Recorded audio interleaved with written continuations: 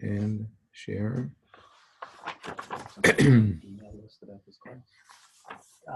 Who's doing that? Avi, are you doing that? Who's sending out the email? Yeah. I sent it to Victor Skachin. Okay, so we have to put. Okay, some it's going to extra go to the people on. door. Okay, so which was the topic for the class, which might be a serious. We'll take more than one discussion to talk about Rashi and the Midrashic material in Rashi, but also of his methodology in general. So I think there's no doubt that Rashi is venerated as a scholar, as a commentator. He's the most studied among the commentaries in elementary school, high schools, yeshivot, classes in synagogues. Right, everybody studies Rashi. One of my colleagues taught a class where the title was Bereshit equals Bereshit. One was written in Hebrew letters, one was written in Rashi script, to say that there's total equality between the commentary of Rashi and the text of the Torah, which is quite a statement. Now, so further, let's start a little bit with like what makes Rashi so compelling. Why is Rashi so powerful? So I think there's no question that Rashi, as a scholar, was a genius, very knowledgeable, but not just in terms of like the intellect, the ability to analyze and read material, but also this kind of comprehensive outlook, the ability to synthesize everything that he studies and make the comparison when necessary, make the logical deduction and decide what fits, what doesn't fit. And we see that brilliance in his commentary on the Talmud. His commentary on the Talmud is no doubt is a masterpiece, even more than the commentary of the Torah, or maybe just belongs to a different category. What Rashi did with his commentary on the Talmud is making the Talmud accessible to other people. Up until his time, nobody wrote a systematic commentary on the whole Talmud. People learned, studied pieces here, pieces there, and the yeshivot in Babylonia, what are called the Geonim of Babel, maintained the knowledge very secret. They didn't want to share it with people, so they released slowly because they wanted to also control the world of Torah, the world of Halakha. It was a question of power, of money, of authority, of many other things. Rashi studied systematically and started writing his Perush. And the brilliance of his Perush is that it is very concise. It's very, for those of you who studied Daf Yomi, you know that Rashi doesn't write too much. And not only it is concise, he also has this ability to weave the text of the Talmud with his commentary. So it's almost as if he adds in brackets the text that you need to read in order to understand the full sugya. And those tractates in the Talmud that are much longer than others, such as Bava Batra, it's not because they have more text than other tractates. It's because he wasn't able to write the whole Perush, and his grandson Rashbam, Rabbeinu Shmuel ben Meir, wrote that commentary. That's why it became so long. Bava Batra has 176 pages, but it's the same exact in terms of the text, same length as Brachot, the 69 pages. So it's really got extended because of the commentary. And Rashbam himself said that he was able to write a commentary of the Torah that could rival or compete with his. That's I don't know if it's a myth, maybe it's written somewhere, but he said it about the commentary of the Torah. I am capable of writing something similar to what my grandfather did, but on the Talmud I cannot. So Rashi has this really amazing ability to make the material accessible and understandable and cohesive. And he did this with the Talmud. And it's very rare that he would go out of his way to speak, with more in depth on the differences between the different sugyot. After he did that, and after the Talmud became accessible, and everybody was able now to read the whole Talmud, now that it became accessible, his grandchildren and his students that we know as Baalei HaTosafot, or the authors of the addendum, which doesn't sound so magnificent in English as it is in Hebrew. Baalei HaTosafot wrote their commentary on the Talmud, which was the next step of comparing different portions of the Talmud to each other and asking questions that the Talmud would have asked if the authors had time, but they would not have been able to do it without Rashi. So that is one part of the greatness of Rashi. The other part, I think, is his personality as a community leader, which shines through his writings. You can see through the writings of Rashi, you see how much he cares about the community, about people. Rashi is also very sensitive to the. You see great sensitivity to what is happening with Am Yisrael. So I'm just recapping for the audio recording. We said about his brilliance as a commentator of the Talmud, but also Rashi is a community leader that cares about people, and he knows what they're doing. He lives with the people. Some people say that he was a vintner, that he had wineries. It's not so clear. He speaks a lot about the time that he had to dedicate to winemaking, but according to some scholars, it was because people consumed a lot of wine. Everybody had to tend to his little vineyard. People consume the assumption is most people consumed around a gallon of wine a day, most adults at the time. No mineral water in bottles. You drink wine. But he was in champagne. They lived in Champagne, right? So Rashi, and we'll see it through his commentaries, is also concerned about the feeling of the people, their ideology, their how do they see themselves vis-a-vis the general society with the political situation in the world. Now, all that is added to the fact that Rashi is most probably a voracious reader, so he read whatever was available, including the writings of the Sephardic grammarians, the early grammarians. There's a debate about that. We don't have much proof that he actually knew all of their works, but he quotes Menahem ben Saruk and other linguists.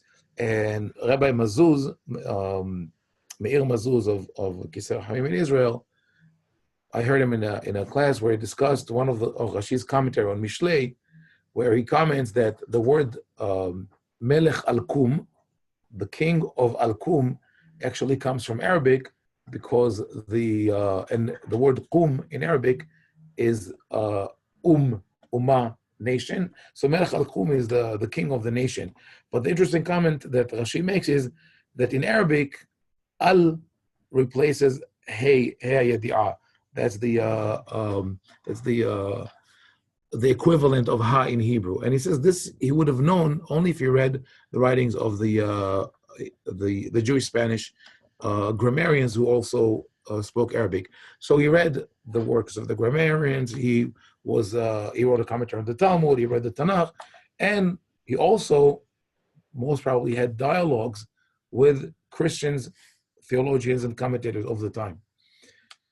For two reasons. One probably is like sort of to know your enemy. He needed to know what they're saying. But the other, and so we don't know if I could corroborate it, like to say this is why it happened, just because there were very few intellectuals to talk to. Yeah, there's a small Jewish community and people are very smart, but maybe it's not enough. So when the rabbis know that there are scholars out there that study Tanakh and other things that are interested in it, there is a dialogue. There's scholars speak about that there was an ongoing dialogue between Christian commentator and Hebrew commentators already from the time of the Talmud, but definitely in Europe between different schools.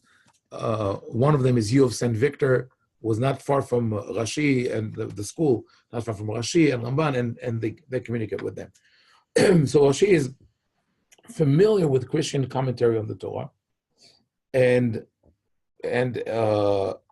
he has a task, because what is the agenda? The agenda of the Christian commentary is to prove that Christianity is right and that Judaism is wrong, and Judaism is false. And Rashi has a task to prove to his readers, to his people, that this is not so. And it's not an easy thing to do. Now, this is not probably the Orthodox worldview. I'm not saying Orthodox as in, the the denominations, the traditional, even Bibles, even Rashi scholars, up until recently, wanted to argue that Rashi worked in sort of a vacuum. That Rashi and the Tosafot, they all worked in a purely Jewish environment. But this is probably not true. There's always a dialogue, and it's a two-way street. So is he considered the Sephardic or Ashkenazi? So Rashi actually, literally, if you want to be specific, Rashi is Tzarfati. That's called Rabbi Shlomo Bar Yitzhak, or Yitzhaki Tzarfati, because in Provence, in Champagne, so he's really French. But that was part of the non-Sephardic world, so you could say that is Ashkenaz. Is Ashkenazi, what? Nusach. Oh, the nusach that he uses in Mahzor Vitr is more following Eretz Yisrael. At that time, it was still in flux. It was still changing. But in terms of his Torah, he studied in the yeshivot in Worms and Mainz under Rabbeinu Gershom, so we could say that he is part of the German school of thought. Now, and this is all an introduction, to when we approach the commentary of Rashi. So there's no doubt that Rashi's commentary is on the Torah, as I said, is a very loved and widely used commentary. So what is the magic of Rashi's commentary on the Torah? Right? We said he's a brilliant scholar, he's a sensitive leader, he knows what happens in the outside the community, but he also has this ability to distill from all the sources that he's familiar with the right, probably in most cases, the right text for the right midrash, or the right answer for the text that he's dealing with, and just like he did in the Talmud, to weave it in a way that feels very organic, very integral to the text. You don't feel like that you have this kind of a academic, scholarly, or a very deep commentary on the pasuk that takes you away from the text. Other commentators tried to do what they did and not always succeeded. Ramban, for example, is a very thorough commentator, but he would present you with sometimes four different layers of meaning for each pasuk. What he calls the pshat, the actual meaning, the inyan, the in context, the Kabbalah, and the Midrash. Rabbi Avraham ben Ezra also wrote a very thorough commentary that most people don't read. Why? Because it's very dry. He works on grammar. He's not too much emotion in his writing. But Rashi speaks with his heart, and you could feel it.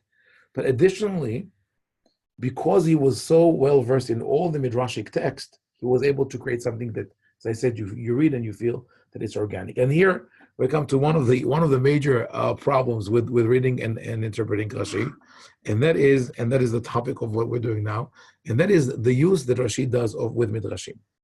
Now, if you ask most I would say most yeshiva students or teachers in Orthodox schools, and you would ask them, did Rashi use midrash? They say no. Rashi does not use midrashim. And why is that? Because Rashi says several times, especially in the book of Bereshit, there are many midrashic interpretations on that pasuk. I only want to explain the simple, the pshat meaning of the pasuk. So here he says it, Rashi is a midrash. Now, even if you prove to people that what you have there is a midrash, they will say, okay, yes, it's a midrash. Its origin is in the midrash, but the fact that Rashi chose this midrash means that this is an important one, or that this is a valid one. Now, that's another problem. The bigger problem is that we have to consider what is our approach to the midrashic material. How do you deal with midrashic material? So, if we go far enough back in time, we'll find out that the early rabbis were not so happy with the midrash. The early rabbis of the Talmud, they were cautious with their approach to the midrash, and that is not a matter for a long study. But in short, I could say that from many sources that we have, the picture that emerges is that the rabbis understood the Midrash as something which has to be contemporary, that applies to certain people at a certain time, and on top of that, probably should be delivered orally, because there are certain hues or insinuations that could be understood only by people in the room, especially if you're talking about a sensitive issue, which in many cases that was the issue if they're talking about the persecutions of the Romans or heretics from within. So they have to disguise what they're saying, but the people who are in the room know what we're talking about. The one that really phrases it beautifully is the Ramban. Ramban, Rabbi Moshe ben Nahman, one of his disputations with Fra Paul, Pablo Cristiani, the disputation about the veracity of the Jewish tradition and of the Midrashim, in that dispute, the argument was that the Midrash itself supports the idea of Jesus as the Messiah, right, as the Savior. So Pablo Fra Paul quotes a Midrash, and Nahmani's answer, he says, let me tell you what I think. We have three types of books.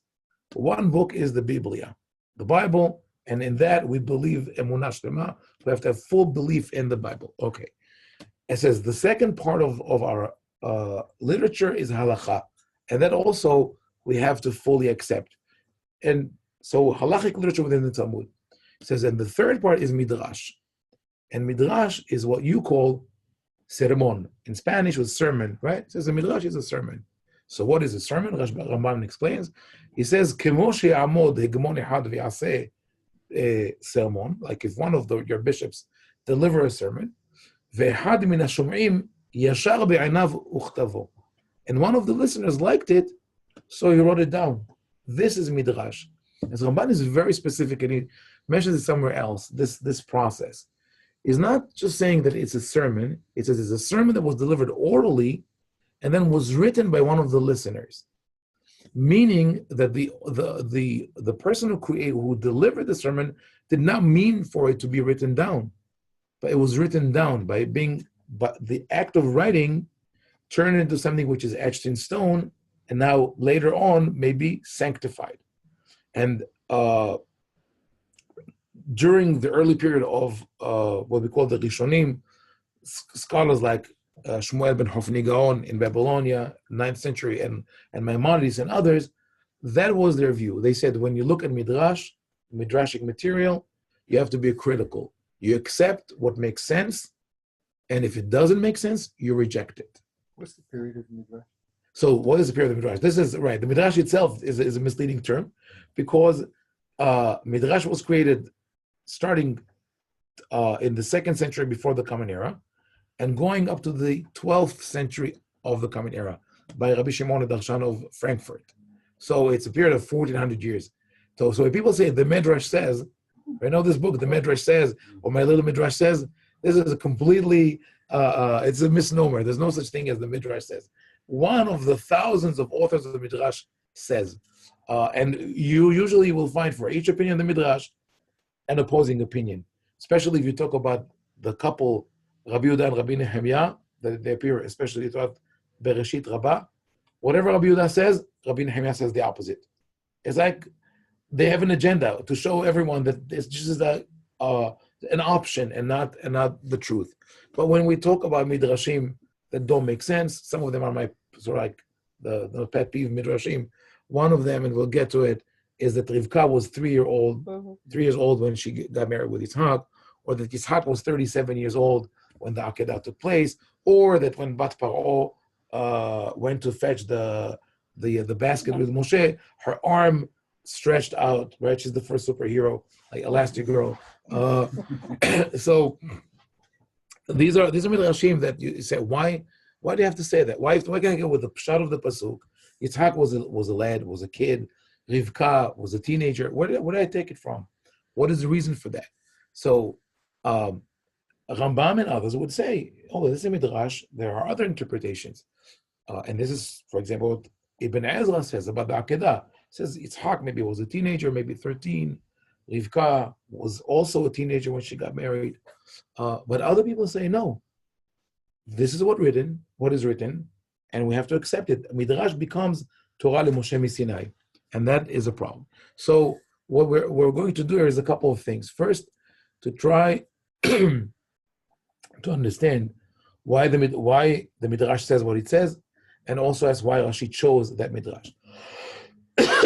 And why does he also often do, Pshuto u'Midrasho? In other words, he's right. both options. Right, so that is a very important thing. Yeah. When Rashi says, and this is one of the things that we're going to talk about, if Rashi does not use Midrashim, right, why does he say once in a while? So if Rashi does use Midrash, why does he say, 15 or 16 times in Bereshit? There are many Midrashim and I'm not going to use them, right? So my first and simple answer to that is that the fact that he says it so many times, 15 or 16 times, shows that all these are the exceptions. If he would never use Midrashim, he could have made a statement in the introduction to his commentary. I'm not using Midrashic material. That's it.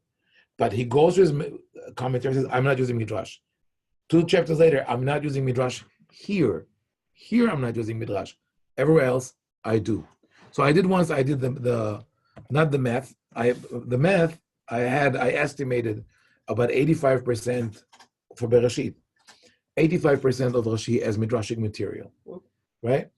And I said in the class, someone says, how do you know? So what I did, I copied and pasted all of Rashi's commentary into 3 categories. Original commentary, technical commentary, which is geography and grammar, which is you could say not necessarily original and debatable on a different level than that of the commentary on the meaning of the text or the ideology of the text, and Midrash. And it turns out that I was more or less right. It was 85% Midrashic material and 10% technical stuff and 5% original material. Yet, when you read Rashi, you feel that it's truly original because he tweaks the Midrashim a little bit here, a little bit there. And that itself is a source for endless commentary. Which probably the most famous in that field in recent generations was Professor Nahama Leibovich, which is a truly a giant in the field of Tanakh commentary and in understanding Rashi, and which I respect tremendously. But I think I have a different opinion on why Rashi did what he did than what she has in other commentators before, like Rabbi Eliyahu Mizrahi and the Siftei Hachamim and others. Their argument, most of those scholars and Nahama Leibovich perfected it, is that Rashi wrote his commentary, looked at the Midrashim that were in front of him, and chose very carefully which one he's going to use. And then on top of that, he looked into the fine points of the text and decided whether he was going to quote the Midrash verbatim or to tweak it, and whether to use the Midrash in its original place, meaning, let's say, the Midrash was a commentary on Genesis 1:15, but Rashi chooses to use it on 3:16, right? And that all this was done consciously and deliberately. And because of that, especially in ancient times, people believe that Rashi wrote this commentary over years and kept perfecting it. And that you really need to work hard to understand the words of Rashi. The epitome of that is a phrase that someone coined, which is Al kol tipat dio shel Rashi tzarich leshev shiv'a nekiyim. Have you ever heard that? So for every drop of ink that comes from Rashi's quill, you have to count 7 clean days and then go to the mikveh. So like the same as people do for a drop of blood, right? Which is an exaggeration. So when this is the mentality, you approach Rashi as a sacred text, and even maybe more for some people than the Torah itself. And when I ask a question, for example, The Torah doesn't say that Abraham had any hesitations about the Brit Milah. Why does Rashi say that he was it was not so sure whether to do the Milah or not, right? People say, but that's what is written. That's the only way to read the pasuk. Okay, so now with that in mind, well, let's start reading the text. Okay, we have Bereshit Aleph Aleph, right? 1:1 in front of us, and we read this. Amar Rabbi Yitzhak. This is on Bereshit bara Elohim et hashamayim v'et haaretz, the story of creation. Amar Rabbi Yitzhak, לא היה צריך להתחיל את התורה, אלא מהחודש הזה לכם, שהיא מצווה ראשונה שנצטוו בישראל. So he quotes Rabbi Yitzhak, who says, the Torah should have started with the verse, this month shall be unto you the first of months, which is the 12th chapter of Exodus.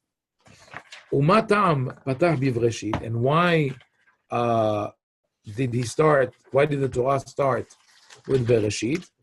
Mishum koach ma'asav yigid le'amo, latet lahem nachalat goyim. And that is a typical midrashic tool to ask a question on a verse in Bereshit and to say that the answer is from a verse in Tehillim. Zeu shekatuv, right? And then everybody scratches their head. What do you mean? What is the connection? This is the way for the speaker, for the darshan, to get people excited, to pull them in. So it's a technique called, there's a name for that, mimerchak tavi lachma. She brings the bread from afar. So you start with the local pasuk, then you connect it to a far-fetched pasuk, and then everybody is now waiting to see what you do. Sometimes it's a long circle until you go back. Here it's very direct. He declared to his people the strength of his handiworks in order that he might give them the heritage of the nations. If the nations will come and say, you are thieves, you are robbers, you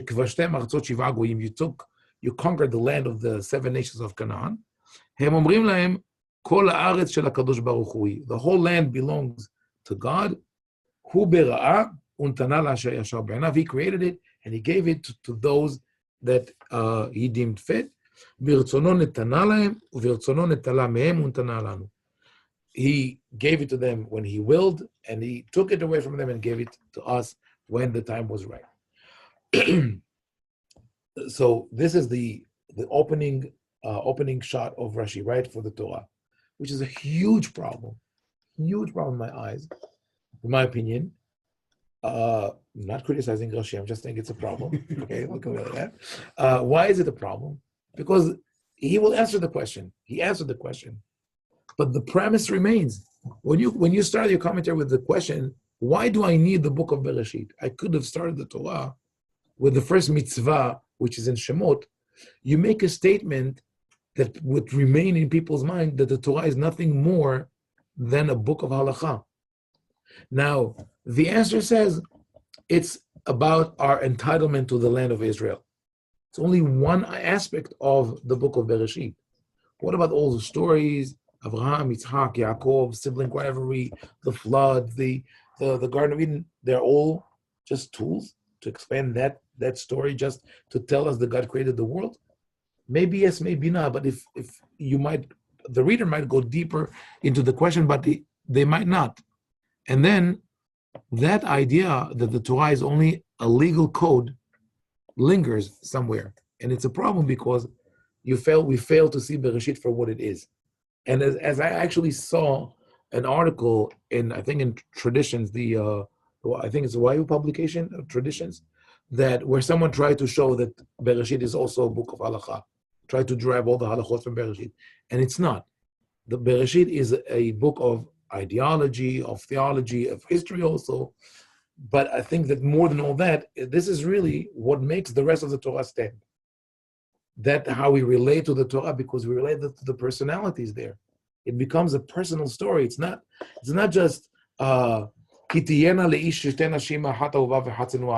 a man marries 2 wives, one he loves, the other one he doesn't love so much, he has to give the firstborn the inheritance. This in Devarim, right? That would not be as powerful as it is without the story of Yaakov and taking the Bechorah from Esav and having 2 wives and all that. So the Bereshit is really the foundation of the Torah, and that is sort of missed. But then we have to ask the question, so why what is the source of the Midrash and why does Rashi bring it? So the Midrash originated in a period, and that is answer also your question, Avi, on when did Midrash start. So the early signs of Midrash are like from the 2nd century BC, but the flourishing of Midrash, the really outburst of Midrash came after the destruction. A little bit before, but mainly after the destruction. And there were 3 main reasons for the flourishing of Midrash. One of them we see here. The first reason was just natural. Once a certain way of interpretation was exhausted, just understanding the grammar and the context, then you go to the next level. It's a natural development. The second was a cultural problem.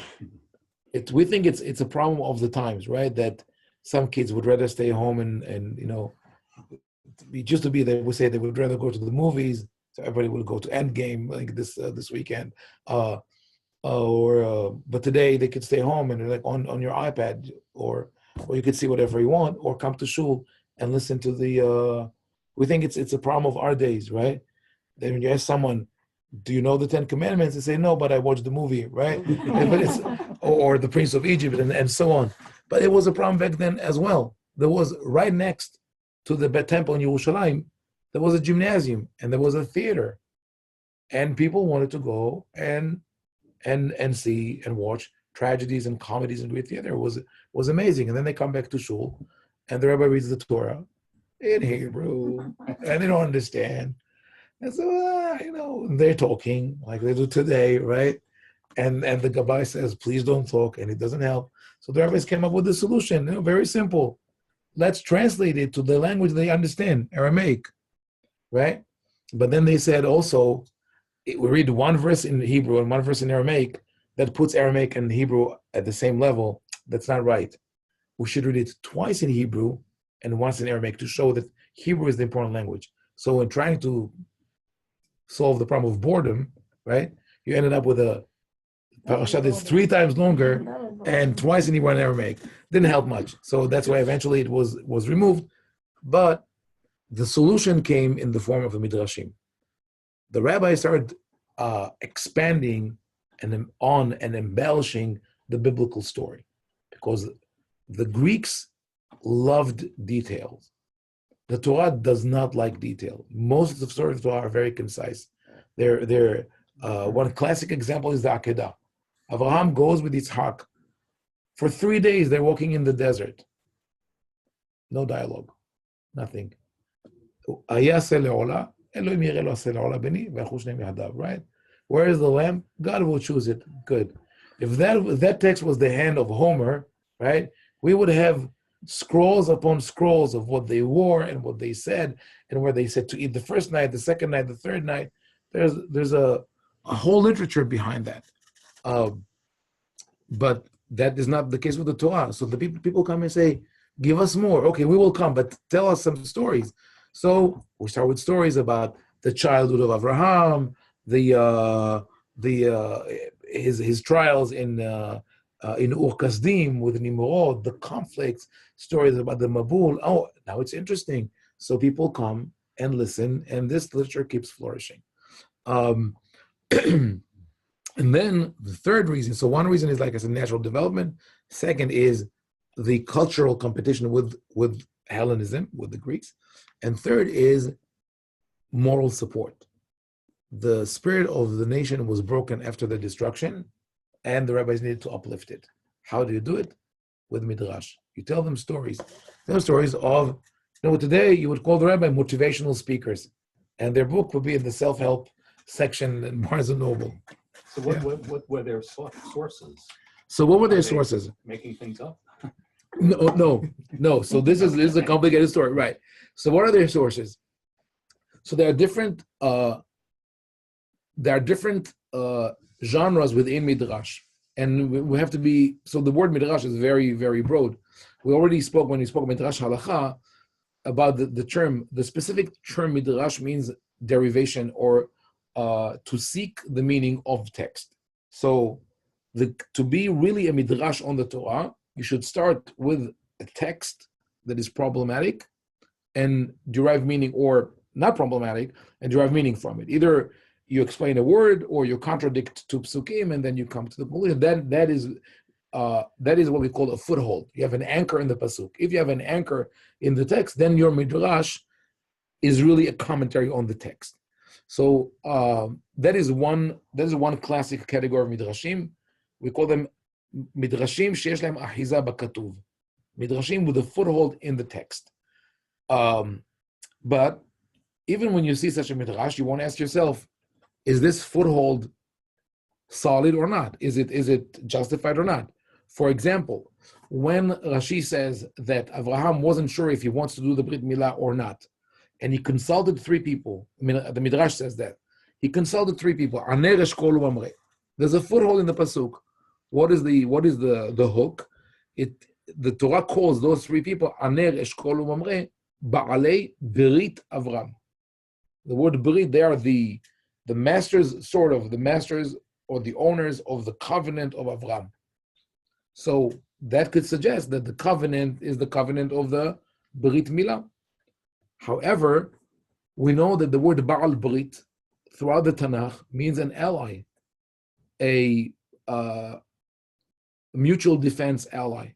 If you're attacked, I'll come to help you. If I'm attacked, you'll come and help me. Also, they cannot really be called Ba'alei Brit Avram, like the ones who gave him advice about the Brit Milah, because two of them said don't do it, and only one said do it. So when you really start analyzing, that specific pasuk doesn't work. Or sometimes the rabbis do, in many cases, they do identify a problem with the text, but not necessarily their answer is the best answer, right? No lightning, we're good. So the rabbis themselves knew that we were writing commentary on the Torah, right? For example, when Yosef goes to see his father, the Torah says he harnessed his chariot and he went to see his father and he saw him and he presented himself to him and he fell on his shoulder and he cried. All in the singular, all done by Yosef. The rabbi said, what about Yaakov? Why is Yaakov not crying, right? And Yaakov knows how to cry. He cried before. So their answer is, what he was doing, remember? He's a good crier. He's a good crier, right. The answer of the rabbis, he was reading the Shema. So the question is perfect. The answer, not so much. What do you mean he's reading the Shema, right? You had all day to read the Shema. So they explain that. They say, oh, you read the Shema to his God, overpower his love for his son. He felt that he almost loses his faith. I accept that. Okay, say the Shema, show your love to God. How long does it take? You're done? Hug your son. No, there's something else here. He didn't want to hug him. So that is a different story. So there's one category of midrashim where you have a foothold in the pasuk, but you really have to verify that it is valid, it's there. Then the other very broad genre of midrashim is one with an agenda. There's a theological, moral agenda, etc. And then you could say they created, the rabbis sort of created the midrash. We could call it made it up, or they told a story to deliver a message, which teachers, educators, parents do all the time. Politicians, not so much. But some of it did have a political agenda. Example, give an example on that. The rabbis say, and this is actually appropriate as we are nearing Yom HaShoah and the Yom HaAtzmaut. In Shir HaShirim, the Song of Songs, there's the concept of an oath, which is mentioned 3 times. Hishba'ti etchen benot Yerushalayim. I made you swear, O daughters of Jerusalem, bitzvaot u'be'elot hasadeh, by the deer and the gazelles, im ta'iru v'im ta'aru et ha'ahava ad shetihpat, that you should not awaken or arouse love until the time has come. So, in its context, it's a love song. It's unfulfilled love. She tells them, wait, let it come in the right time, etc. But the Midrash, one of the authors in the Midrash says that these are 3 oaths. Those 3 times of the word Shavua are oaths that God made Am Yisrael take. What are the oaths? Shelo ya'alu b'choma, shelo yitgaru ba'omot, shelo yithaku et haketz. Don't climb the wall. Don't provoke the nations. And don't try to bring Mashiach before time has come. So that was taken literally. That was taken literally as, and I'll say why, as a political message. Unfortunately, people took it over time literally, and they said, we have to sit still and do nothing until Mashiach comes. We're not allowed to provoke the nations. We're not allowed to try to go to Eretz Israel. Tzionut, when Zionism came, is not right. When the Holocaust came, a lot of people who might have had an opportunity to fight chose not to fight. And that was really tragic. But where did it come from? What was the origin of this Midrash? Why was it written? The answer is that it was written after the Bar Kokhba revolt. There was the last attempt to defeat the Roman Empire, which failed. There were many reasons that it had to fail. The Jews went to this war thinking that the same way they defeated the Greeks, they're going to defeat the Romans. What they didn't understand was that the Greeks were fragmented. There were local kingdoms in Seleucia, in Syria, in Egypt, and in Greece. So there was a local conflict.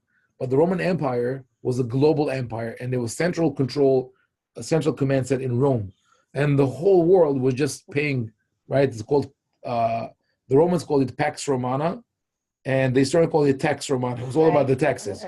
So they needed taxes from all their colonies. If one colony, tiny as it might be, like Palestina and Judea, revolts and succeeds, everything will fall apart.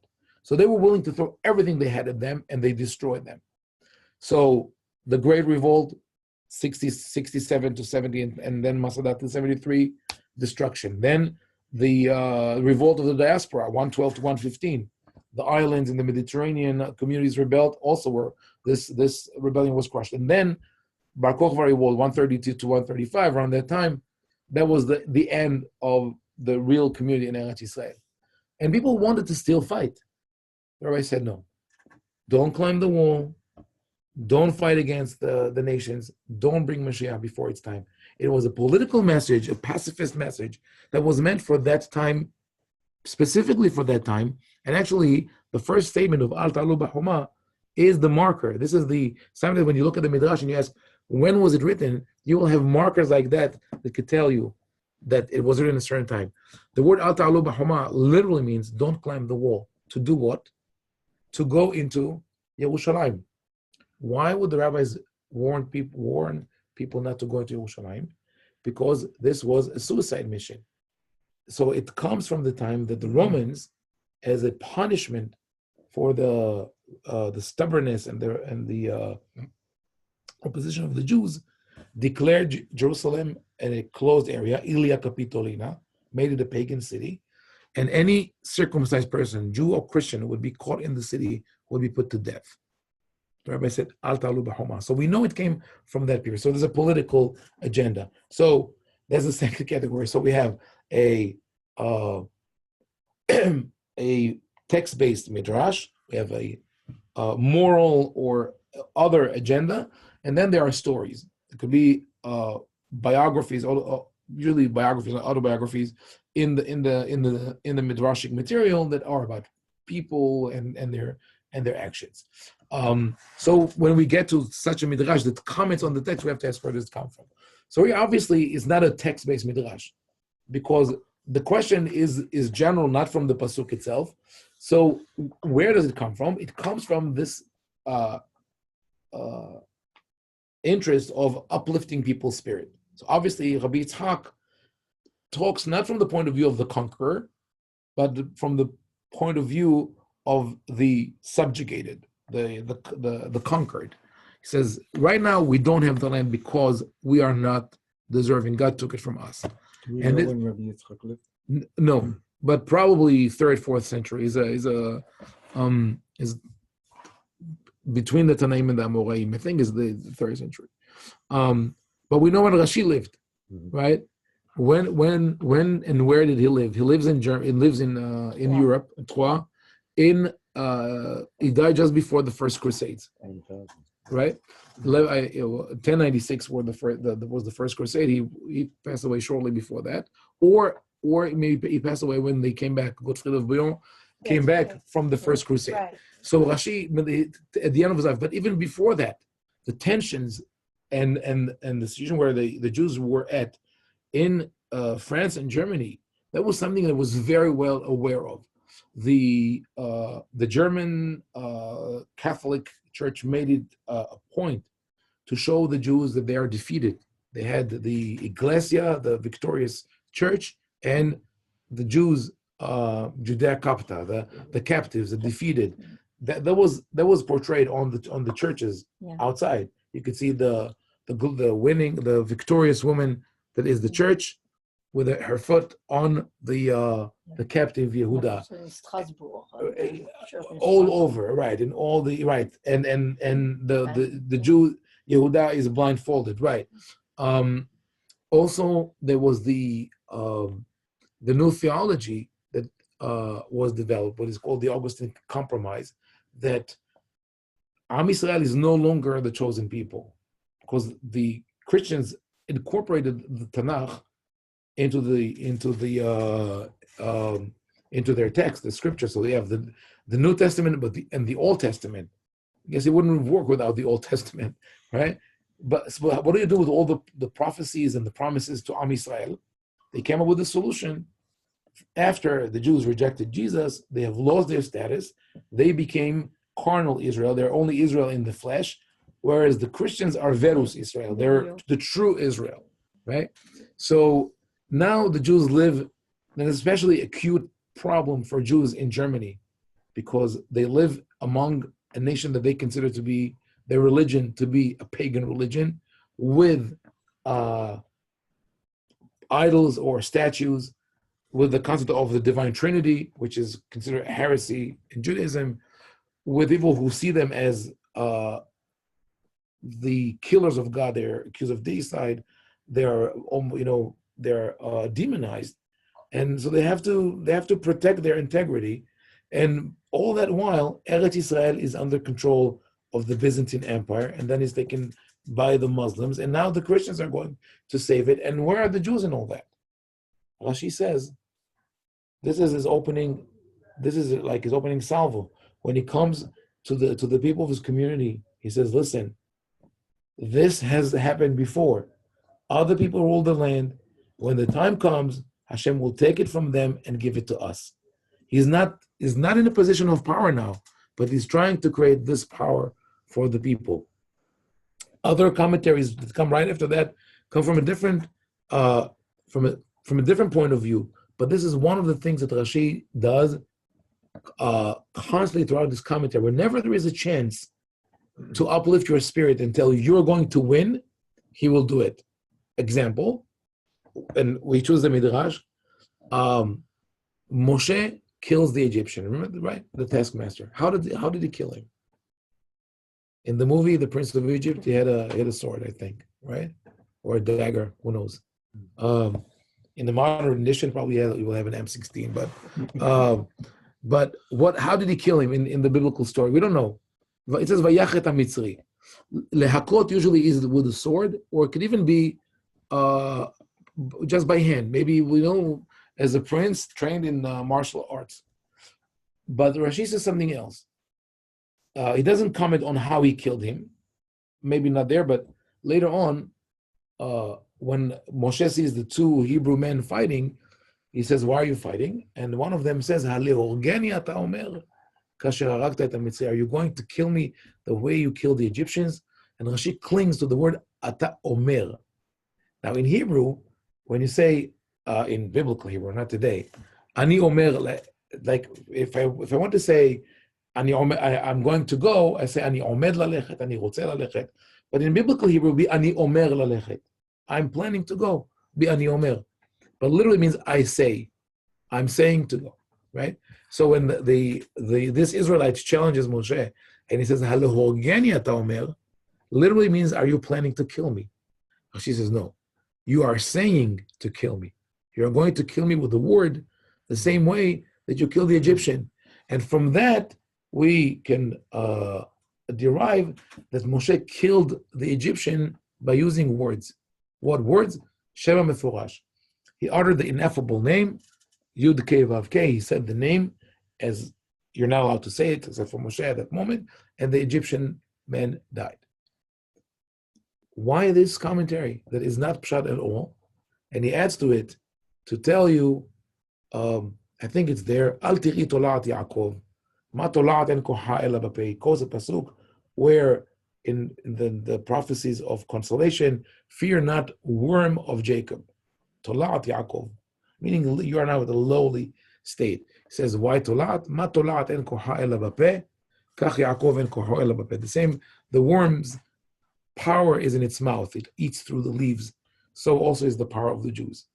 This comes from someone who feels completely powerless, in exile, surrounded by hostile pagans and all that, and your country is taken from you. And he says, "Don't worry, we have one strength. What is?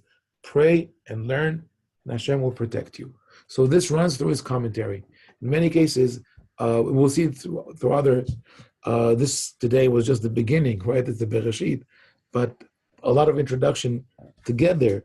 But I think this is really the reason that Rashi has to say this commentary. He has to start his commentary with a word of encouragement to the readers, and it worked for many generations. You know, even though with the side effects that I mentioned before, when you read this, you say, "Yeah, you know, we still have a chance." So it did help at the end of the day. So yeah, well, we'll get to pasuk bet or gimel next time. But no, the aleph is always, you know, very expansive, very deep. It's just the beginning. But I'm actually, the next pasuk that I would like to look at is chapter 1, verse 5, and maybe I'll leave, you know, you and people who are listening at home with the question. Veruach Elohim merachefet al pnei hamayim, and the Spirit of God was hovering above the water. Kisei hakavod omed ba'avir, the throne of the divine glory, omed ba'avir, is standing in space. 1:5. Umerachef al pnei hamayim berוח piv shel hakadosh baruch hu v'ma'amaro keyona merachefet al haken. The throne of the divine glory is standing mid-air and hovers above the water, sustained by the breath of God that blows underneath it, like a dove that hovers over its nest. Where did this come from? This is right. This is sort of an enigmatic commentary, and this is suggested as the pshat. Where did Kisei HaKavod come from? Where Ruach Elohim, we said the beginning of creation. Where did this come from? So that. Should we leave it open, or I'll tell you the answer now? What do you tell me? Yeah, Andre. So are you suggesting that Rashi made up all these things? No. Actually, all these things are written in the Midrash. 85% of what Rashi quotes are in the Midrash. But all the Midrash, is that invented? No, so I said that the Midrash was created by the rabbis. Some is commentary, some is a political or moral agenda, and some stories about people that actually lived. Oh, so now I'm making sure I forgot to mention what is my theory of how Rashi wrote that. And then with that we'll conclude. The theory of the scholars, of many scholars, is that Rashi wrote meticulously and went back and corrected every word. I think that this is not the case. I think it's the exact opposite.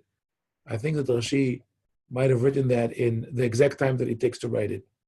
Maybe 3 months, maybe a year, but he just wrote it and probably never came back to it to fix it.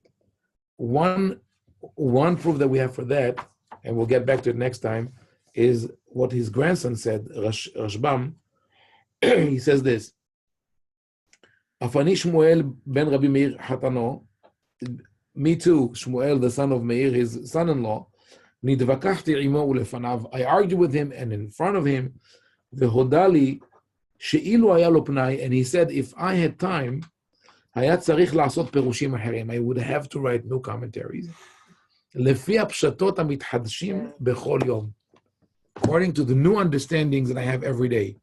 Rashi didn't go back to it. He wrote it, he was too busy. Now, but why did he change or tweak the Midrashim? I think that it was not conscious. It wasn't a deliberate thing, but rather because he had such memory and understanding, and he contained all this literature in his mind, when he came to write it, he was in the creative mode. He was not copying Midrashim. If it was a copier of Midrashim, we wouldn't love it the way we do. Because they would say, okay, let me go to the source and see what it says.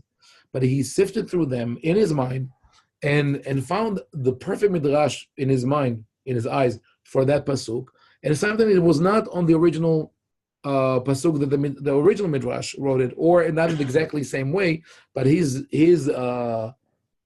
amendments or tweaks made it look better, and he wove it in the perfect way.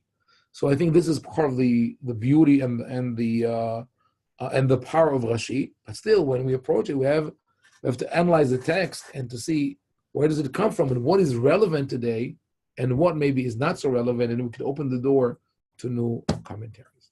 Okay, we'll conclude here today. Okay. Thank you. Thank you.